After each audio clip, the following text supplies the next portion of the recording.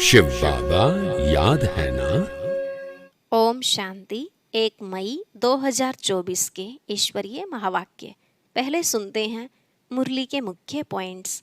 बाबा ने कहा, यहाँ सब अनराइटियस बन पड़े हैं, फिर से मैं ही आकर राइटियस बनाता हूँ। यह बात तुम्हें सबको समझानी है कि शिव बाबा हमारा केवल बाप नहीं बल्कि ज्ञान का सागर अर्थात टीचर भी है, जो हमको शिक्षा देते हैं, और सतगुरु भी है, क्योंकि सभी को गाइड बन साथ ले जाते हैं। अभी तुम उनसे 21 जन्मों के लिए सदगति पा लेते हो, फिर गुरु की दरकार नहीं रहेगी। तो पहले पहले इस बात में पूरा निश्चय बुद्धि बनना है कि वह हमारा बाप है और हम सब आत्माएं ब्रदर्स हैं। उनसे वर्षा लेने का हम सबको हक है। फिर बाबा ने कहा, तुम ब्राह्मणियां ही सच्ची सच्ची ब्रह्मरियां हो। तुम्हें विष्ठा के कीड़ों को भूं भूं कर मनुष्य से देवता बनाने की सेवा करनी है। अभी संगम पर आत्मा और परमात्मा का जो मिलन मेला होता है, यही है कल्याणकारी मिलन, बाकी सब है अकल्याणकारी। और लास्ट में बाबा ने कहा, विश्व में शांति स्थापन करने के लिए बेहद का बाप तुमको राय देते हैं, बच्चे, यह जो काम महाशत्रु है, इस पर जीत प्राप्त करो। यही है बाप की मुख्य श्रीमत। इस कलयुगी लोकलाज व कुल की मर्यादा छोड़ सच्ची मीरा बनो। अब सुनते हैं महावाक्यों को विस्तार से। बाबा ने कहा, मीठे बच्चे, तुम सिद्ध करके बताओ कि बेहद का बाप हमारा बाप भी है, शिक्षक भी है और सतगुरु भी है। वह सर्वव्यापी नहीं हो सकता। प्रश्न, इस समय दुनिया में अति दुख क्यों है? दुख का कारण सुनाओ। उत्तर, सारी दुनिया पर इस समय राहु की दशा है, इसी कारण दुख है। वृक्षपति बाप जब आते हैं तो सब पर बृहस्पति की दशा बैठती है। सतयुग त्रेता में बृहस्पति की दशा है, रावण का नाम निशान नहीं है, इसलिए वहां दुख होता नहीं। बाप आए हैं सुख धाम की स्थापना करने, उसमें दुख हो नहीं सकता। ओम शांति। मीठे मीठे रूहानी बच्चों को रूहानी बाप बैठ समझाते हैं, क्योंकि सभी बच्चे यह जानते हैं हम आत्मा हैं। अपने घर से हम बहुत दूर से यहाँ आते हैं, आकर के इस शरीर में प्रवेश करते हैं पार्ट बजाने। पार्ट आत्मा ही बजाती है। यहाँ बच्चे बैठे हैं अपने को आत्मा समझ बाप की याद में, क्योंकि बाप ने समझाया है, याद से तुम आत्माओं के जन्म जन्मांतर के पाप भस्म होंगे। इसको योग भी नहीं कहना चाहिए। योग तो सन्यासी लोग सिखलाते हैं। स्टूडेंट का टीचर से भी योग होता है, बच्चों का बाप से योग होता है। यह है आत्माओं और परमात्मा का अर्थात बच्चों और बाप का मेला। यह है कल्याणकारी मिलन, बाकी तो सब हैं अकल्याणकारी। पतित दुनिया है ना। तुम जब प्रदर्शनी व म्यूजियम में समझाते हो तो आत्मा और परमात्मा का परिचय देना ठीक है। आत्माएं सब बच्चे हैं और वह है परम पिता परमात्मा, जो परम धाम में रहते हैं। कोई भी बच्चे अपने लौकिक बाप को परम पिता नहीं कहेंगे। परम पिता को दुख में ही याद करते हैं, हे परम पिता परमात्मा। परम आत्मा रहते ही हैं परम धाम में। अब तुम आत्मा और परमात्मा का ज्ञान तो समझाते हो, तो सिर्फ यह नहीं समझाना है कि दो बाप हैं। वह बाप भी है, शिक्षक भी है, यह जरूर समझाना है। हम सब भाई भाई हैं, वह सभी आत्माओं का बाप है। भक्ति मार्ग में सब भगवान बाप को याद करते हैं, क्योंकि भगवान से भक्ति का फल मिलता है, अथवा बाप से बच्चे वर्षा लेते हैं। भगवान भक्ति का फल देते हैं बच्चों को। क्या देते हैं? विश्व का मालिक बनाते हैं। परंतु तुमको सिर्फ बाप नहीं सिद्ध करना है, वह बाप भी है तो शिक्षा देने वाला भी है, सतगुरु भी है। ऐसा समझाओ जो सर्वव्यापी का ख्याल उड़ जाए। यह ऐड करो। वह बाबा ज्ञान का सागर है, आकर के राजयोग सिखलाते हैं। बोलो, वह टीचर भी है, शिक्षा देने वाला, तो फिर सर्वव्यापी कैसे हो सकता? टीचर जरूर अलग है, स्टूडेंट अलग हैं, जैसे बाप अलग है, बच्चे अलग हैं। आत्माएं परमात्मा बाप को याद करती हैं, उनकी महिमा भी करती हैं। बाप ही मनुष्य सृष्टि का बीज रूप है। वह आकर के हमको मनुष्य सृष्टि के आदि मध्य अंत का ज्ञान सुनाते हैं। बाप स्वर्ग की स्थापना करते हैं, हम स्वर्गवासी बनते हैं। साथ साथ यह भी समझाते हैं कि दो बाप हैं। लौकिक बाप ने पालना की, फिर टीचर के पास जाना पड़ता है पढ़ने के लिए। फिर 60 वर्ष के बाद वानप्रस्थ अवस्था में जाने के लिए गुरु करना पड़ता है। बाप, टीचर, गुरु अलग अलग होते हैं। यह बेहद का बाप तो सभी आत्माओं का बाप है, ज्ञान सागर है, मनुष्य सृष्टि का बीज रूप, सत्य चित आनंद स्वरूप है, सुख का सागर, शांति का सागर है। उनकी महिमा शुरू कर दो, क्योंकि दुनिया में मतभेद बहुत है ना। सर्वव्यापी अगर हो तो फिर टीचर बन पढ़ाएंगे कैसे? फिर सतगुरु भी है, सभी को गाइड बन ले जाते हैं, शिक्षा देते हैं, अर्थात याद सिखलाते हैं। भारत का प्राचीन राजयोग भी गाया हुआ है। पुराने ते पुराना है संगम युग, नई और पुरानी दुनिया का बीच।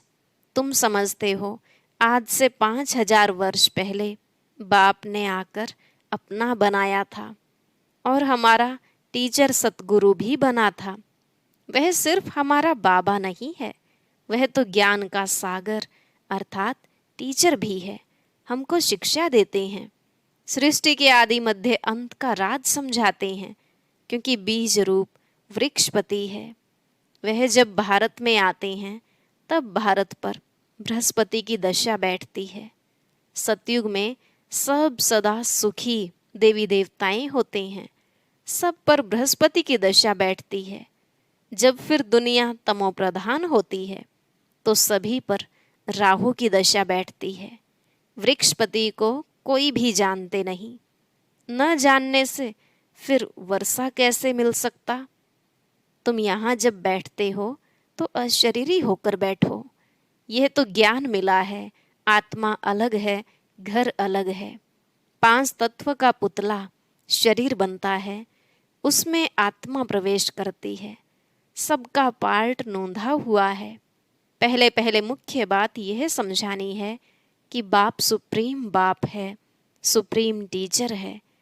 लौकिक बाप, टीचर, गुरु का कॉन्ट्रास्ट बताने से झट समझेंगे, डिबेट नहीं करेंगे। आत्माओं के बाप में सारा ज्ञान है, यह खूबी है। वही हमको रचना के आदि मध्य अंत का राज समझाते हैं।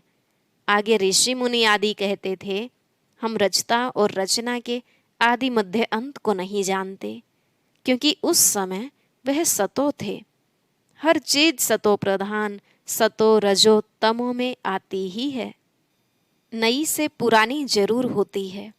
तुमको इस सृष्टि चक्र की आयु का भी मालूम है। मनुष्य यह भूल गए हैं कि इनकी आयु कितनी है। बाकी यह शास्त्र आदि सब भक्ति मार्ग के लिए बनाते हैं, बहुत गपोड़े लिख दिए हैं। सबका बाप तो एक ही है, सदगति दाता एक है, गुरु अनेक हैं। सदगति करने वाला सतगुरु एक ही होता है। सदगति कैसे होती है वह भी तुम्हारी बुद्धि में है। आदि सनातन देवी देवता धर्म को ही सदगति कहा जाता है। वहाँ थोड़े मनुष्य ही होते हैं, अभी तो कितने ढेर मनुष्य हैं। वहाँ तो सिर्फ देवताओं का राज्य होगा। फिर डायनेस्टी वृद्धि को पाती है। Lakshmi Narayan the first, second, third चलता है। जब फर्स्ट होगा तो कितने थोड़े मनुष्य होंगे। यह ख्यालात भी सिर्फ तुम्हारे चलते हैं। यह तुम बच्चे समझते हो, भगवान तुम सभी आत्माओं का बाप एक ही है। वह है बेहद का बाप। हद के बाप से हद का वर्षा मिलता है, बेहद के बाप से बेहद का वर्षा मिलता है। 21 पीढ़ी स्वर्ग की बादशाही। 21 पीढ़ी अर्थात जब बुढ़ापा होता है तब शरीर छोड़ते हैं, वहाँ अपने को आत्मा जानते हैं। यहाँ देह अभिमानी होने के कारण जानते नहीं हैं कि आत्मा ही एक शरीर छोड़ दूसरा लेती है। अब देह अभिमानियों को आत्म अभिमानी कौन बनावे? इस समय एक भी आत्म अभिमानी नहीं है। बाप ही आकर आत्म अभिमानी बनाते हैं। वहाँ यह जानते हैं आत्मा एक बड़ा शरीर छोड़ छोटा बच्चा जाकर बनेगी। सर्प का भी मिसाल है। यह सर्प ब्रह्मरी आदि के मिसाल सब यहाँ के हैं और इस समय के हैं, जो फिर भक्ति मार्ग में भी काम में आते हैं। वास्तव में ब्राह्मणियाँ तो तुम हो जो विष्टा के कीड़ों को भूं भूं कर मनुष्य से देवता बना देती हो। बाप में नॉलेज है ना, वही ज्ञान का सागर, शांति का सागर है। सभी शांति मांगते रहते हैं। शांति देवा किसको पुकारते हैं? जो शांति का दाता अथवा सागर है, उनकी महिमा भी गाते हैं, परंतु अर्थ रहित कह देते हैं, समझते कुछ भी नहीं। बाप कहते हैं यह वेद शास्त्र आदि सब भक्ति मार्ग के हैं। 63 जन्म भक्ति करनी ही है। कितने ढेर शास्त्र हैं, मैं कोई शास्त्र पढ़ने से नहीं मिलता हूँ। मुझे पुकारते भी हैं आकर पावन बनाओ। यह है तमो प्रधान किचड़े की दुनिया, जो कोई काम की नहीं। कितना दुख है, दुख कहाँ से आया? बाप ने तो तुमको बहुत सुख दिया था, फिर तुम सीढ़ी कैसे उतरे? गाया भी जाता है ज्ञान और भक्ति। ज्ञान बाप सुनाते हैं, भक्ति रावण सिखलाते हैं। देखने में न बाप आता न रावण आता, दोनों को इन आँखों से नहीं देखा जाता। आत्मा को समझा जाता है। हम आत्मा हैं तो आत्मा का बाप भी जरूर है। बाप फिर टीचर भी बनते हैं, और ऐसा कोई होता ही नहीं। अभी तुम 21 जन्म के लिए सद्गति को पा लेते हो, फिर गुरु की दरकार ही नहीं रहती। बाप सबका बाप भी है तो शिक्षक भी है, पढ़ाने वाला। सबका सद्गति करने वाला सतगुरु सुप्रीम गुरु भी है। तीनों को तो सर्वव्यापी कह न सके, वह तो सृष्टि के आदि मध्य अंत का राज बताते हैं। मनुष्य याद भी करते हैं, हे पतित पावन आओ, सर्व के सद्गति दाता आओ, सबके दुख हरो, सुख दो, हे गॉड फादर, हे लिबरेटर। फिर हमारा गाइड भी बनो, ले चलने के लिए। इस रावण राज्य से लिबरेट करो। रावण राज्य कोई लंका में नहीं है। यह सारी धरनी जो है उसमें इस समय रावण राज्य है। राम राज्य सिर्फ सतयुग में ही होता है। भक्ति मार्ग में मनुष्य कितना मूंझ गए हैं। अभी तुमको श्रीमत मिल रही है श्रेष्ठ बनने के लिए। सतयुग में भारत श्रेष्ठाचारी था, पूज्य थे। अभी तक भी उन्हों को पूजते रहते हैं। भारत पर बृहस्पति की दशा थी तो सतयुग था। अभी राहु की दशा में देखो भारत का क्या हाल हो गया है। सब अनराइटियस बन पड़े हैं। बाप राइटियस बनाते हैं, रावण अनराइटियस बनाते हैं। कहते भी हैं राम राज्य चाहिए, तो रावण राज्य में है ना, नर्कवासी हैं। रावण राज्य को नर्क कहा जाता है। स्वर्ग और नर्क आधा आधा है। यह भी तुम बच्चे ही जानते हो, राम राज्य किसको और रावण राज्य किसको कहा जाता है। तो पहले पहले यह निश्चय बुद्धि बनाना है। वह हमारा बाप है। हम सब आत्माएं ब्रदर्स हैं। बाप से सबको वर्षा मिलने का हक है, मिला था। बाप ने राजयोग सिखलाकर सुखधाम का मालिक बनाया था। बाकी सब चले गए शांति धाम। यह भी बच्चे जानते हैं वृक्षपति है चैतन्य, सत्यचित आनंद स्वरूप है। आत्मा सत्य भी है, चैतन्य भी है। बाप भी सत्य है, चैतन्य है, वृक्षपति है। यह उल्टा झाड़ है ना, इसका बीज ऊपर में है। बाप ही आकर समझाते हैं जब तुम वानप्रस्थ बन जाते हो तब बाप सतो प्रधान बनाने आते हैं। हिस्ट्री ज्योग्राफी रिपीट होती है। अब तुमको कहते हैं हिस्ट्री ज्योग्राफी, अंग्रेजी अक्षर नहीं बोलो, हिंदी में कहेंगे इतिहास भूगोल। अंग्रेजी तो सब लोग पढ़ते ही हैं, समझते हैं भगवान ने गीता संस्कृत में सुनाई। अब श्री कृष्ण सतयुग का प्रिंस, वहाँ यह भाषा थी ऐसा तो लिखा हुआ नहीं है। भाषा है जरूर, जो राजा होता है उसकी भाषा अपनी होती है। सतयुगी राजाओं की भाषा अपनी होगी, संस्कृत वहाँ नहीं है। सतयुग की रस्म रिवाज ही अलग है, कलयुगी मनुष्य की रस्म रिवाज अलग है। तुम सब मीराएं हो जो कलयुगी लोकलाज कुल की मर्यादा पसंद नहीं करती हो। तुम कलयुगी लोकलाज छोड़ती हो तो झगड़ा कितना होता है। तुमको बाप ने श्रीमत दी है, काम महाशत्रु है, इस पर जीत प्राप्त करो। जगत जीत बनने वालों का यह चित्र भी सामने है। तुमको तो बेहद के बाप से राय मिलती है कि विश्व में शांति स्थापन कैसे होगी। शांति देवा कहने से बाप ही याद आता है। बाप ही आकर कल्प कल्प विश्व में शांति स्थापन करते हैं। कल्प की आयु लंबी कर देने से मनुष्य कुंभकर्ण की नींद में जैसे सोए पड़े हैं। पहले पहले तो मनुष्यों को यह पक्का निश्चय कराओ कि वह हमारा बाप भी है, टीचर भी है। टीचर को सर्वव्यापी कैसे कहेंगे? तुम बच्चे जानते हो बाप कैसे आकर हमको पढ़ाते हैं। तुम उनकी बायोग्राफी को जानते हो। बाप आते ही हैं नर्क को स्वर्ग बनाने। टीचर भी है, फिर साथ भी ले जाते हैं। आत्माएं तो अविनाशी हैं, वह अपना पूरा पार्ट बजाकर घर जाती हैं। ले जाने वाला गाइड भी तो चाहिए ना। दुख से लिबरेट करते हैं, फिर गाइड बन सबको ले जाते हैं। अच्छा, मीठे मीठे सिकिलधे बच्चों प्रति माता पिता बाप दादा का याद प्यार और गुड मॉर्निंग। रूहानी बाप की रूहानी बच्चों को नमस्ते। रूहानी बच्चों की रूहानी बाप दादा को नमस्ते नमस्ते, गुड मॉर्निंग, शुक्रिया बाबा, शुक्रिया। धारणा के लिए मुख्य सार। पहला पॉइंट, कलयुगी लोक लाज कुल की मर्यादा छोड़ ईश्वरीय कुल की मर्यादाओं को धारण करना है। अशरीरी बाप जो सुनाते हैं वह अशरीरी होकर सुनने का अभ्यास पक्का करना है। दूसरा, बेहद का बाप बाप भी है, टीचर भी है, सतगुरु भी है। यह कॉन्ट्रास्ट सभी को समझाना है। यह सिद्ध करना है कि बेहद का बाप सर्वव्यापी नहीं है।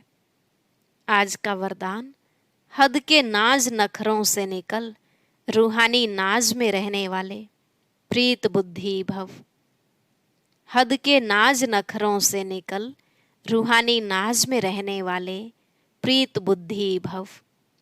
बाबा ने कहा, कई बच्चे हद के स्वभाव संस्कार के नाज नखरे बहुत करते हैं। जहाँ मेरा स्वभाव मेरे संस्कार यह शब्द आता है, वहाँ ऐसे नाज नखरे शुरू हो जाते हैं। यह मेरा शब्द ही फेरे में लाता है, लेकिन जो बाप से भिन्न है वह मेरा है ही नहीं। मेरा स्वभाव बाप के स्वभाव से भिन्न हो नहीं सकता। इसलिए हद के नाज नखरे से निकल रूहानी नाज में रहो। प्रीत बुद्धि बन मोहब्बत की प्रीत के नखरे भल करो। स्लोगन, बाप से, सेवा से और परिवार से मोहब्बत है तो मेहनत से छूट जाएंगे। बाप से, सेवा से और परिवार से मोहब्बत है तो मेहनत से छूट जाएंगे। ओम शांति। अब सुनते हैं आज की अव्यक्त मुरली। इसके लिए ऊपर दिए गए बॉक्स पर क्लिक करें।